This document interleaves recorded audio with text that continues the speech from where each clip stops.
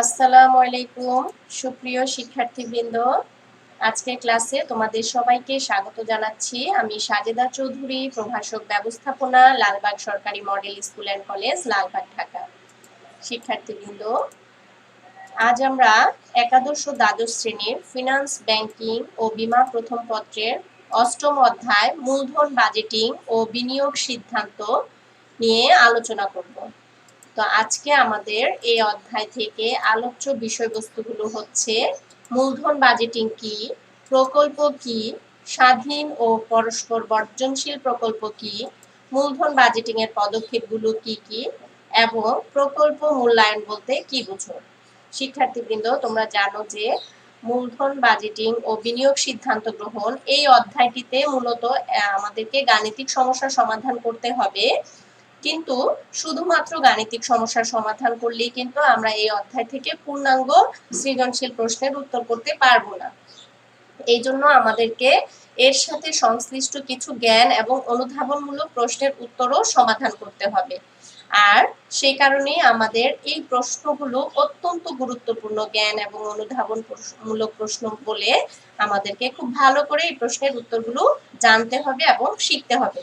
তোমরা অবশ্যই এই প্রশ্ন উত্তরগুলো নোট করবে এবং খুব ভালো করে এই প্রশ্ন উত্তরগুলোর উপর প্রস্তুতি নিবে। তো প্রথমে আসো, মূলধন বাজেটিং বা ক্যাপিটাল বাজেটিং বলতে কি বোঝায়। সহজ অর্থে দীর্ঘমেয়াদী বিনিয়োগ সিদ্ধান্ত গ্রহণ করাকে মূলধন বাজেটিং বলে। আসলে মূলধন বাজেটিং বা ক্যাপিটাল বাজেটিং শব্দটির সাথে তোমরা নবম দশম শ্রেণী থেকেই পরিচিত, কারণ আমরা জানি যে একজন ব্যবসায়ীকে প্রতিষ্ঠানে স্বল্পমেয়াদী এবং দীর্ঘমেয়াদী দুই ধরনেরই সিদ্ধান্ত নিতে হয়, আর দীর্ঘমেয়াদী সিদ্ধান্ত গ্রহণ করার প্রক্রিয়াকে আমরা মূলধন বাজেটিং বলে থাকি। আর মূলধন বাজেটিংকে অর্থায়নের সাফল্যের চাবিকাঠিও বলা হয়, কারণ অর্থায়ন কাজটি সফলভাবে সম্পাদন করতে হলে সঠিকভাবে মূলধন বাজেটিং কাজটি সম্পাদন করা আবশ্যক। এখন আসো আমরা মূলধন বাজেটিংকে আরো যেভাবে সংজ্ঞায়িত করতে পারি, সে তার মধ্যে রয়েছে অর্থের বিনিময়ে দীর্ঘমেয়াদী বা মূলধনী সম্পদ ক্রয়ের সিদ্ধান্ত গ্রহণ করাকে মূলধন বাজেটিং বলে। এছাড়াও আমরা এভাবে বলতে পারি, দীর্ঘদিন ধরে অর্থপ্রাপ্তির প্রত্যাশায় কোনো স্থায়ী সম্পত্তিতে বিনিয়োগ করা হবে কিনা এ সম্পর্কিত সিদ্ধান্ত গ্রহণ করার প্রক্রিয়াকে মূলধন বাজেটিং বলে। তা আমার মনে হয় তোমরা মূলধন বাজেটিং কি এই সম্পর্কে খুব ভালো একটি ধারণা পেয়েছো। এই ধারণা থেকে আমরা মূলধন বাজেটিং এর কিছু বৈশিষ্ট্য দিতে পারি, যেমন মূলধন বাজেটিং হলো একটি দীর্ঘমেয়াদী আর্থিক পরিকল্পনা। দীর্ঘমেয়াদী বিনিয়োগ সিদ্ধান্ত গ্রহণের জন্য মূলধন বাজেটিং করা হয়। কোনো বিনিয়োগ প্রকল্পের গ্রহণযোগ্যতা যাচাই করার জন্য মূলধন বাজেটিং করা হয়। বিভিন্ন বিকল্প বিনিয়োগ হতে সর্বোত্তম বিনিয়োগ প্রকল্প বাছাই করার জন্য মূলধন বাজেটিং করা হয়। এখন তোমরা বলতে পারো যে মূলধন বাজেটিং যে দীর্ঘমেয়াদী বিনিয়োগ সিদ্ধান্তগুলো কি।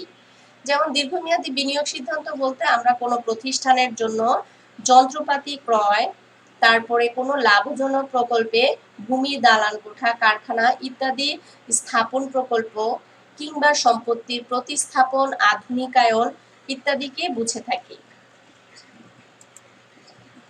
এরপরে আসো, প্রকল্প কাকে বলে। মূলধন বাজেটিং এর অন্তর্ভুক্ত অত্যন্ত গুরুত্বপূর্ণ বিষয় হচ্ছে প্রকল্প। প্রকল্প বা প্রজেক্ট বলতে সাধারণত বিনিয়োগযোগ্য এক বা একাধিক লাভজনক খাতকে প্রকল্প বলে, কারণ একজন ব্যবসায়ী তার সৃজনশীলতা এবং চিন্তা শক্তি ব্যবহার করে বিভিন্ন লাভজনক খাত বা প্রকল্প চিহ্নিত করে থাকেন।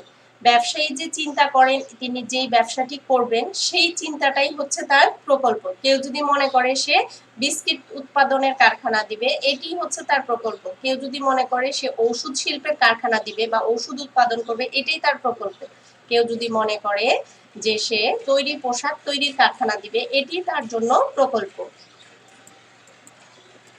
এখন আসো, প্রকল্পকে আমরা আরো যেভাবে সংজ্ঞায়িত করতে পারি, একটি নির্দিষ্ট সময়ের মধ্যে নির্দিষ্ট পরিমাণ অর্থ ও লোকবল বিনিয়োগের মাধ্যমে একটি নির্দিষ্ট উদ্দেশ্য অর্জনের সার্বিক পরিকল্পনাকে প্রকল্প বলে। তাহলে প্রকল্প হচ্ছে একটি পরিকল্পনা, অর্থাৎ বিনিয়োগকারী তার নির্দিষ্ট পরিমাণ অর্থ এবং নির্দিষ্ট জনবল বিনিয়োগ করে তার যে নির্দিষ্ট উদ্দেশ্য রয়েছে, উদ্দেশ্যটা কি? তোমরা জানো যে ব্যবসার উদ্দেশ্যই হচ্ছে মুনাফা অর্জন করা। এই যে মুনাফা অর্জনের উদ্দেশ্য রয়েছে, সেই উদ্দেশ্য অর্জনের জন্য যে সার্বিক পরিকল্পনা গ্রহণ করে তাকেই বলা হয় প্রকল্প। এখন আসো প্রকল্প কয় ধরনের হতে পারে। আমরা জানি যে প্রকল্প সাধারণত দুই ধরনের হতে পারে, একটা দীর্ঘমেয়াদী প্রকল্প আর একটা স্বল্পমেয়াদী প্রকল্প। কোন প্রকল্পের মেয়াদ 1 বছরের বেশি সময়ের জন্য হলে তাকে দীর্ঘমেয়াদী প্রকল্প বলে, আর কোন প্রকল্পের মেয়াদ 1 বছরের কম সময়ের জন্য হলে তাকে স্বল্পমেয়াদী প্রকল্প বলে। তো তোমরা এই মেয়াদের কথাও অলরেডি সবাই জানো, দীর্ঘমেয়াদী সময় কতদিন, স্বল্পমেয়াদী সময় কতদিন পর্যন্ত হয়ে থাকে, তোমরা এগুলো জানো। তো আমরা প্রথম থেকেই বলে আসছি যে মূলধন বাজেটিং হচ্ছে দীর্ঘমেয়াদী বিনিয়োগ সিদ্ধান্ত গ্রহণ করা, তাই আমরা এখানে স্বল্পমেয়াদী প্রকল্পের কথা চিন্তা করব না, এখানে মূলত আমরা দীর্ঘমেয়াদী প্রকল্পের কথাই বিবেচনা করব। তো মূলধন বাজেটিং কোন দীর্ঘমেয়াদী প্রকল্পে বিনিয়োগ করা উচিত কিনা সে সংক্রান্ত সিদ্ধান্ত নিয়ে থাকে, আর দীর্ঘমেয়াদী প্রকল্পে বিনিয়োগ করা উচিত কিনা সে সংক্রান্ত সিদ্ধান্ত নিতে গিয়ে এর উপর ভিত্তি করে প্রকল্পকে দুই ভাগে ভাগ করা যায়। অর্থাৎ দীর্ঘমেয়াদী প্রকল্পে বিনিয়োগ সিদ্ধান্তের উপর ভিত্তি করে প্রকল্পকে দুই ভাগে ভাগ করা যায়, যথা স্বাধীন প্রকল্প এবং পরস্পর বর্জনশীল প্রকল্প।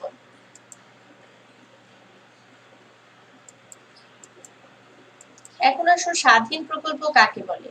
কোনো একটি প্রকল্প গ্রহণ বা বর্জন করার সাথে যদি অন্য আরেকটি প্রকল্প গ্রহণ বা বর্জন সরাসরি সম্পর্কযুক্ত না থাকে তবে প্রকল্প দুটিকে পরস্পর স্বাধীন প্রকল্প বলে। আমি আবারও বলছি, তোমরা ভালো করে শুনবে। কোনো একটি প্রকল্প গ্রহণ বা বর্জন করার সাথে যদি অন্য আরেকটি প্রকল্প গ্রহণ বা বর্জন সরাসরি সম্পর্কযুক্ত না থাকে তবে প্রকল্প দুটিকে স্বাধীন প্রকল্প বলে।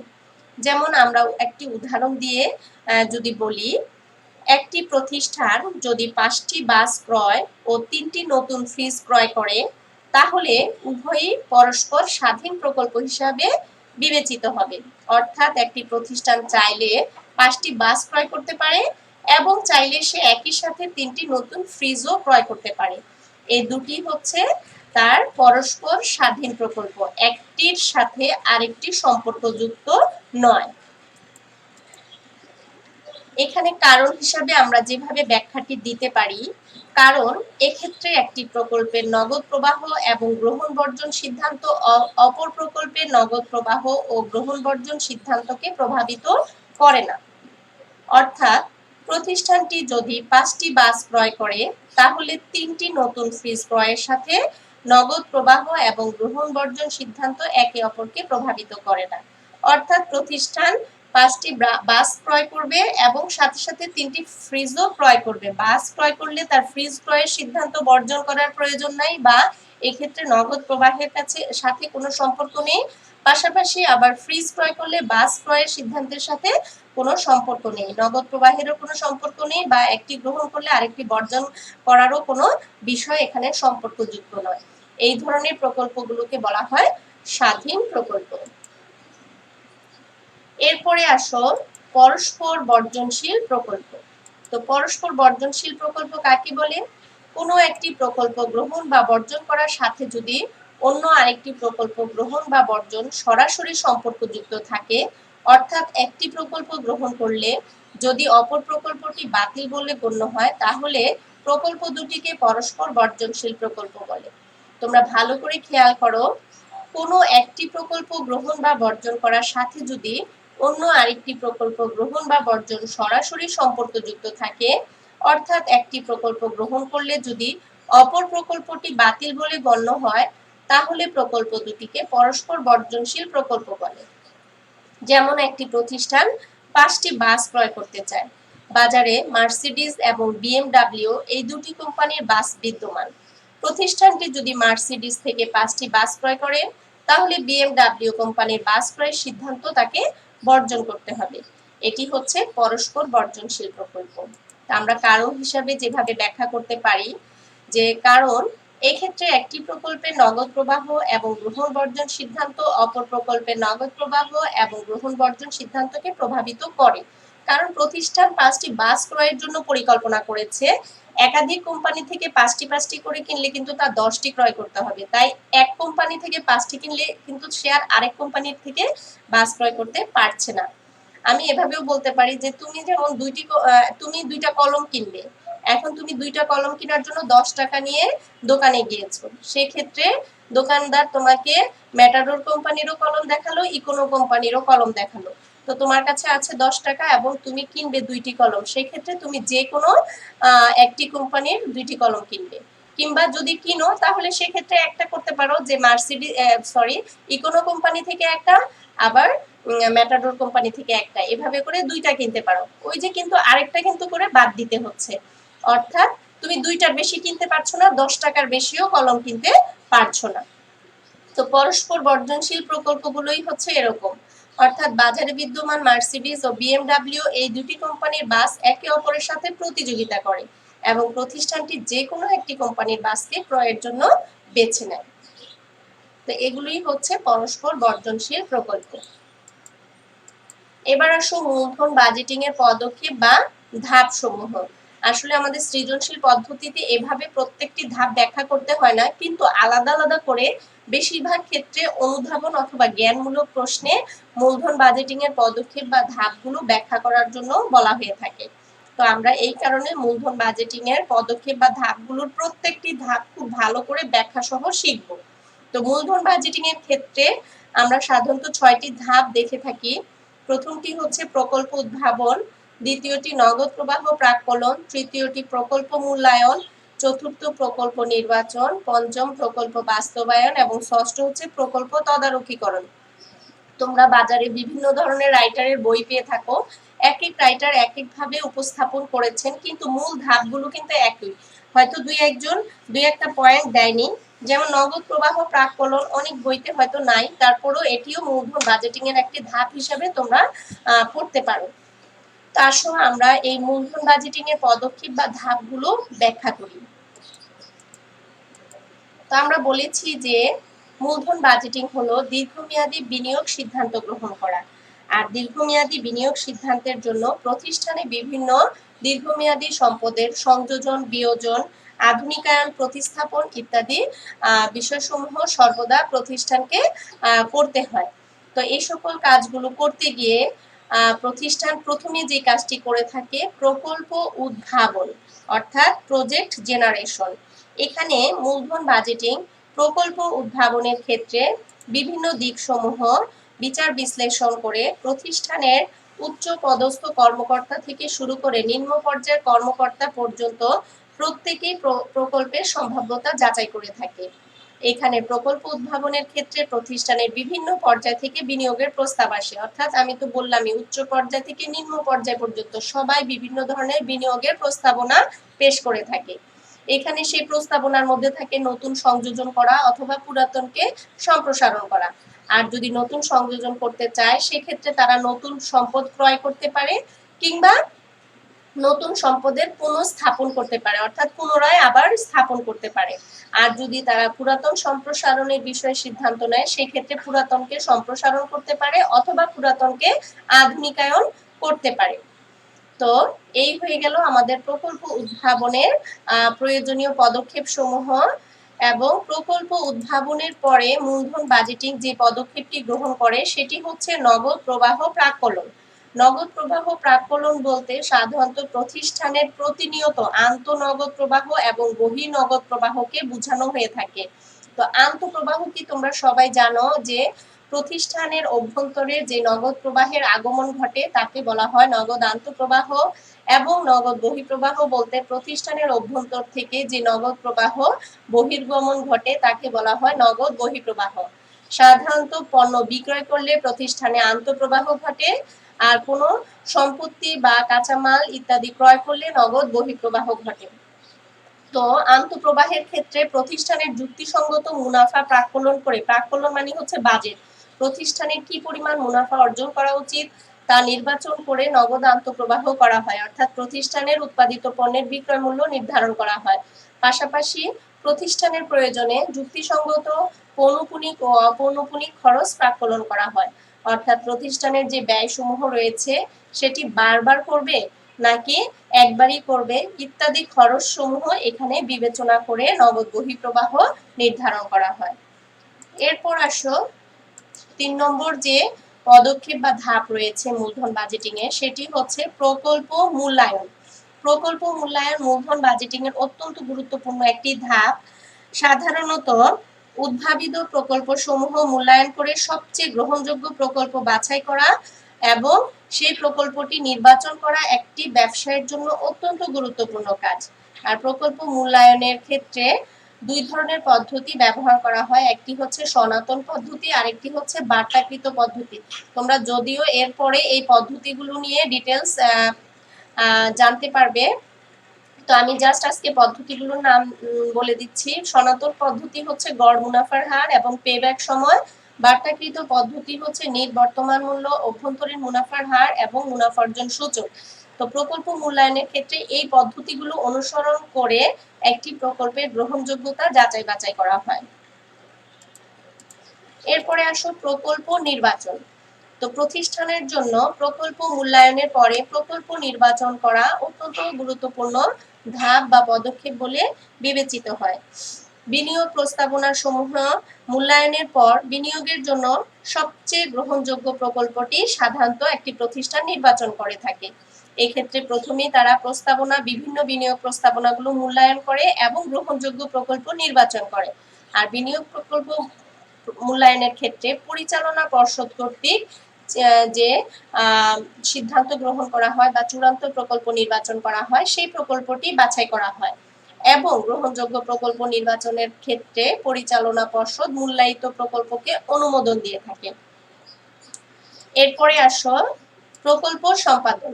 তো প্রকল্প নির্বাচনের পরে প্রকল্পকে সম্পাদন করতে হয়। আর প্রকল্প সম্পাদনের জন্য প্রথমেই যে কাজটি করতে হয় সেটি হচ্ছে মূলধন বরাদ্দকরণ এবং পরিকল্পনা প্রণয়ন। মূলধন বরাদ্দকরণ কি আমরা পরবর্তীতে ডিটেলস আলোচনা করব। মূলত প্রতিষ্ঠানের প্রয়োজন অনুযায়ী বিভিন্ন খাতে মূলধন সরবরাহ করাই হচ্ছে মূলধন বরাদ্দকরণ। তো প্রকল্প সম্পাদন করতে গিয়ে বিভিন্ন খাতগুলো চিহ্নিত করে সেই খাতগুলোতে এই খরচ বা ব্যয় নির্ধারণ করা হয়, যে কোন খাতে বেশি ব্যয় করা উচিত, কোন খাতে কম ব্যয় করা উচিত, এগুলো নির্ধারণ করা হয় এবং এগুলো নির্ধারণ করতে গিয়ে প্রতিষ্ঠান তার ব্যয় নিয়ন্ত্রণ করে থাকে। আর এই ব্যয় নিয়ন্ত্রণের জন্য প্রতিষ্ঠান যে পরিকল্পনা প্রণয়ন করে সেখানে ব্যয় সংকোচন অন্যতম একটি বিষয় বলে বিবেচিত হয়। অর্থাৎ প্রকল্প সম্পাদন করতে গিয়ে প্রতিষ্ঠান মূলধন বরাদ্দকরণ করে এবং পরিকল্পনা প্রণয়ন করে ব্যয় নিয়ন্ত্রণ ও ব্যয় সংকোচন কাজটি সম্পাদন করে। এবং মূলধন বাজেটিং এর সর্বশেষ ধাপ হচ্ছে প্রকল্প তদারকিকরণ। এটি আসলে আমাদের কত নাম্বার পয়েন্ট হবে? 6 নাম্বার পয়েন্ট হবে। হ্যাঁ, 6 নাম্বার পয়েন্ট হবে। তো প্রকল্প তদারকিকরণ হচ্ছে 6 নাম্বার পয়েন্ট এবং সর্বশেষ পয়েন্ট। এক্ষেত্রে কি করা হয়? প্রকল্প বাস্তবায়ন করা হয় এবং ব্যয় পরিকল্পনা প্রণয়ন করা হয়।